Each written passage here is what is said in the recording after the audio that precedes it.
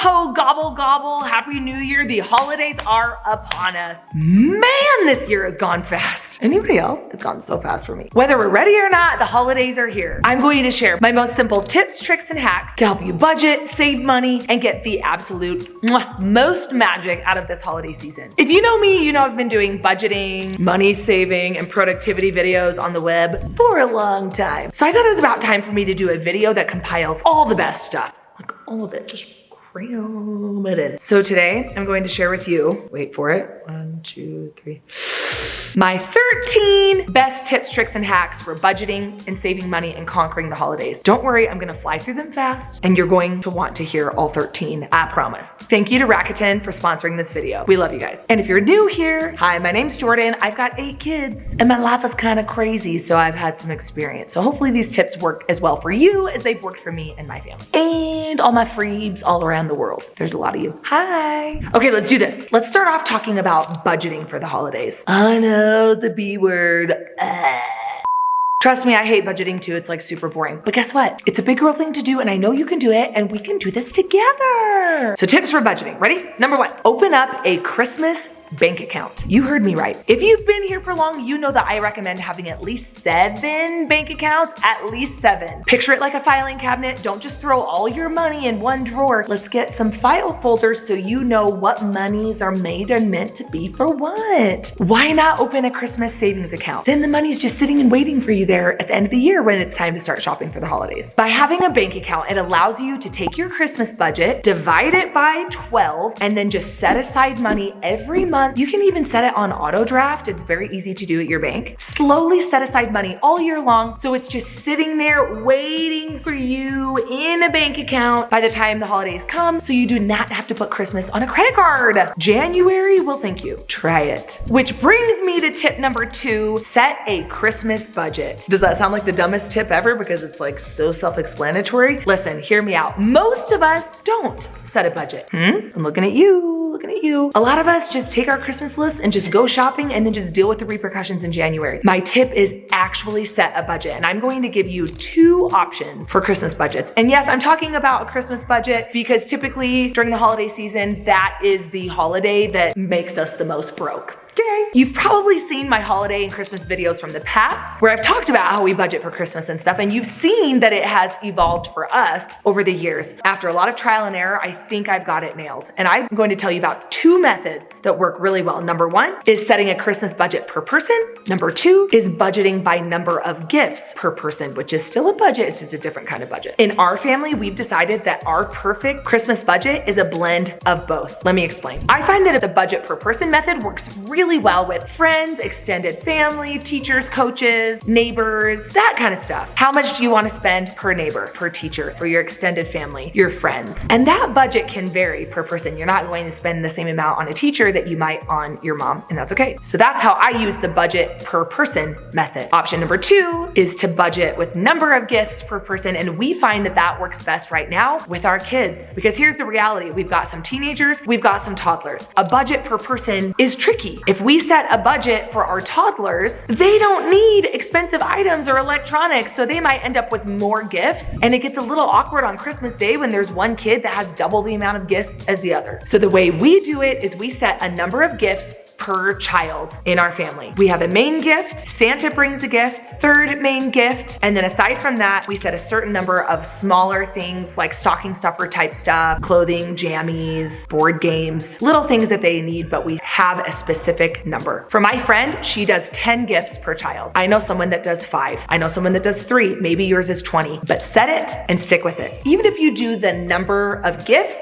budget, you should still have a monetary budget in mind so you don't go crazy. So let's be reasonable here. Okay, Jordan, that's all good and well, but how do I know how much to spend on Christmas? Which brings me to tip number 3, which is look back at last year to decide what your budget should be this year. Go back, look at how much you spent. How did it feel? Was it a ton? Was it pretty good? Did it feel right? Did it feel tight? Did it feel extravagant? Use last year as a guide. Don't just guess. My guess is that most of you watching this just kind of spent last year as needed and didn't really think about it too much, which is okay. A lot of us do that. but we can do better. So take last year's spending and I'm going to challenge you to cut it down and use that as your new threshold. In January, take that budget, decide how that felt this year, if it was enough, if it was too much, and decide next year's Christmas budget in January so that we can go back to tip number 1 and start drafting money aside every single month. You just take that budget and divide it by 12. So easy. And parents, as a reminder, it's okay to teach your kids to be reasonable with their Christmas lists. We talk about it with our kids. When they hand me their Christmas list, if it has a $5,000 e-bike on there, we talk with them openly about it. And we will say, oh, I'm sorry, buddy, that's above the Christmas budget. Why don't you try to find something that's $100 or less? Or we tell them, this is an amazing list, but you really only get like one main gift. So if you were to choose, what would your one main gift be? And then let's focus on the smaller gifts. You can communicate with your children and let them know that there is such thing as a Christmas budget. It's good for them to learn. Now let's get into some shopping hacks to save you a ton of money. Tip number 5 is add things to your cart and let them sit. Starting now, whenever you watch this video, just go add everything your kids want on their Christmas list to a shopping cart on Amazon or Walmart or Target or wherever. Don't buy them, just let them sit. Oftentimes, by letting things sit in your cart, you will get emailed or even texted an abandoned cart coupon where they say, hey, wait, you didn't check out. Here's a 10% off coupon. Come buy those things you wanted. So that's pretty cool. Also, there are websites like Amazon that if you let them sit in your cart, they will actually notify you when price drops on items in your cart. So that's also a great way to make sure you're getting the best price for the things you want. Tip number 5 is when shopping, get cash back. This is where Rakuten comes in. Rakuten is the largest cashback site. They partner with over 3,500 of the biggest retailers, all the stores and brands that you shop at anyway. Sephora, Ulta, Nike, Adidas, Macy's, Walmart, even Groupon and travel sites. You sign up for free, and if you use my link, you get a $40 welcome bonus with qualifying purchase, which is amazing. And then you shop through their browser extension or their app, or you can even go in person in stores. Shop like you normally do, and you get cash back for your purchases. It doesn't cost you any extra. Why wouldn't you do this? They also have promos and coupons along with the cash back. You can even connect your credit cards so that when you're shopping in person in stores, you can even get cash back for those purchases too. And guess what? Use Rakuten this week when you're shopping for Black Friday. It's not only a no-brainer because like I said, you get cash back for the stuff you're buying anyway for free, but you get that cash back on top of all the existing promotions that are going on. And there's a ton of them. So here's what you need to do. Go to the link in the description and sign up. Totally free, like I said. And with my link, you get a $40 welcome bonus, totally free with a qualifying purchase. So it's worth the $40 alone right there. The way it works is that when you shop through Rakuten, it makes a commission off of that. And then they take that commission and they split it with you. That's why it doesn't cost you anything extra. Shop for Cyber Monday, shop for Black Friday, use the promos and discounts that you get through their app or their browser extension, and you get cash back.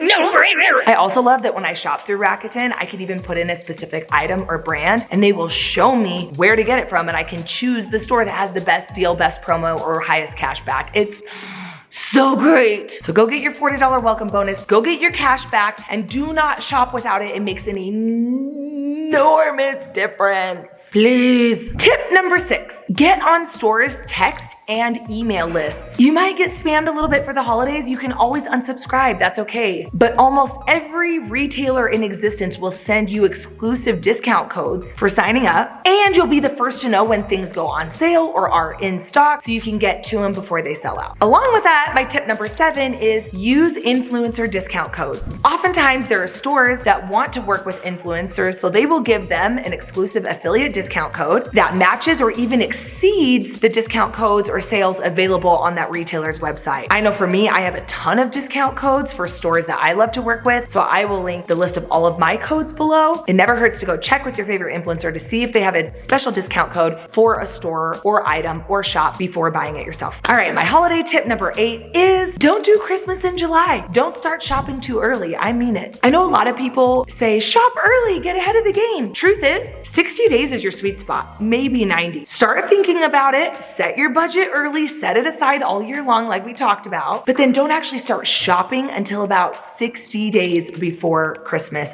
maybe 90. That's because October and November are the best times to get the best deals on the items that you want for Christmas. So if you shop in July, August, September, yeah, you'll be ahead of the game and it'll reduce your stress, but you're probably going to pay more than you will when those Black Friday deals roll around. Also, one year I shopped really early and felt like like I was ahead of the game. But truth is, I overbought big time because in the summer, I thought I knew what my kids wanted for Christmas, but then by the time their Christmas lists rolled around in November, I ended up buying them way more than they needed, and it was a little bit of a nightmare, I'm gonna be honest. So don't start too early. So now that you know how to find the best deals and how to shop wisely, let's talk about tracking. Tip number 9, you gotta find a good way to track your budget as you go. I've been teaching a number of methods throughout the years. I've got my super simple envelope system. I've also got an awesome budget planner that has gift trackers and different things in it. We've got a budget tracker in my buildable planner system that's really simple and easy to follow. You could use a spreadsheet, you could use an app, but use something. I will list out and link to a bunch of different methods. Find the one that works for you. You can see the information in the description. But tracking is very important. Also, bringing me to tip number 10, receipts. Receipts are king with Christmas, but nobody likes to carry around a ton of paper, right? So my trick is for everything you buy, snap a picture of it or screenshot it if you buy it online, toss it all in a Google Documents folder. It shares with your phone, any of your devices, and to have all of your receipts for everything in one place not only helps you be able to go back, keep an eye on your budget if you feel like you missed something, but it really helps you with returns. You can keep paper receipts in an envelope. I've done that for years, but even if I do that, I always take a picture and keep a digital record as well. And yes, you can go back and see it on your credit card statements, but just trust me, it's easier for returns when you all have the receipts in one place. Brings me to my tip number 11, which I would be hard pressed if anyone here watching this has done this, but put return deadlines in your calendar. Yes, your calendar. When you buy something on Amazon, there's a certain return window. When you buy that item, put a reminder in your calendar that says such and such item return window closes in 3 days. You can literally have an alarm pop up from your calendar to remind you. This is also why I recommend not shopping too early. If you shop more than 60 or 90 days before Christmas, chances are that return window has closed, and if it doesn't fit or your child or spouse doesn't like it, you're stuck with it. By keeping the return deadlines in your calendar, it'll help you not waste money on things that you need to return. Man, I hate when I miss a return window. It's so annoying. Now, gift number 12, what if you're just stuck and you have no idea what to buy someone? Or maybe it's someone who has everything. Maybe it's somebody who doesn't want anything. Or maybe your budget is so tight that you're really struggling to find a gift that is valuable, but that doesn't cost a lot. Tip number 12 is experience over stuff. Consider getting a custom song made for them. There are websites online that do that. Doing a tribute video where you have people say things they love about them and you compile it all into a video. Maybe you get them a lesson or a class for a skill they've been wanting to learn. Maybe you provide an adventure for them that they would love to do but wouldn't have the courage or money to do it themselves. Maybe it's skydiving. Maybe it's deep sea fishing. Maybe it's tickets to a show. Remember, Rakuten works on a lot of this stuff, including Groupon, so that could be a great place to find an experience for someone. Maybe it's a service for them, like paying for window washers or a frozen meal service for a while, or house cleaners. I would love that. A dog walker. Maybe there's a service you can provide them to make their life easier. When in doubt, you can go sentimental. You can make them a tribute video, like I said, a photo album, write them a beautiful letter, something from the heart. It doesn't have to cost a lot, and it will probably be one of their favorite gifts of all time. And last but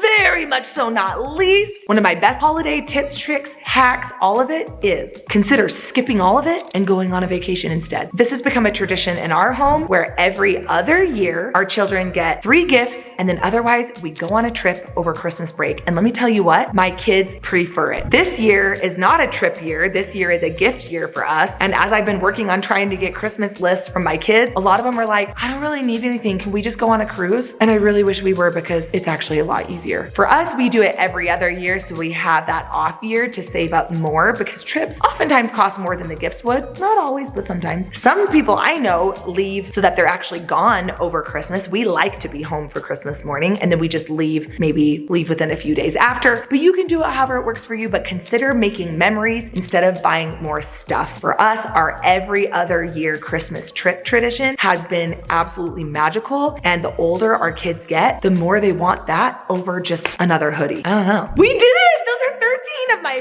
best, most viral tips, tricks, and hacks to get you through the holidays. Listen, we didn't even really touch on the Christmas meal, grocery shopping, or food. Maybe we'll have to talk about that another day. You can see my grocery haul videos and tips for all those. I hope they were helpful. Which ones was your favorite? What did I miss? Please let me know in the comments. What do you want to see next? And don't forget to sign up for Rakuten. It's completely free. And by using my link, you get a $40 welcome bonus with qualifying purchase. So you get 40 bucks, you get added discounts and cash back on the already amazing deals that are going on for Black Friday, Cyber Monday. Crazy! Thanks for watching. We'll see you guys next week. Happy holidays. Oh, I'm so lucky. My kids came home. They're going to interrupt my video. Hold, please. Come here. Hello. Can you say, ho, ho, ho, Merry Christmas? Oh, ho, ho, Merry Christmas. Good job. Oh, hi. Can you say hello? Say hello, friends. Hello.